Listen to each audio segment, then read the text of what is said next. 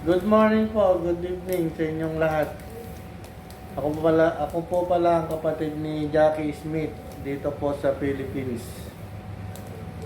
Ako po ay nananawagan sa mga magandang mabubuting puso dyan na humihingi po kami ng tulong para po may padialysis at chemo ang aming mother. Ito po ang aming mother. Ayan po siya. Ayan po ang aming mother.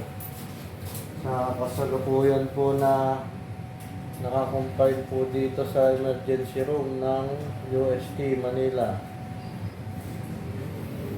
Na kinakailangan po siyang masalina ng dugo, madialysis, chemo, radiation.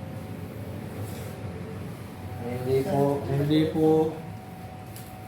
po sapat ang aming pera para maipalubot po ang aming mama. Ito po. Kaya sana po matulungan niyo po kami. Maraming salamat po. Yan po ang aming mama. Thank you.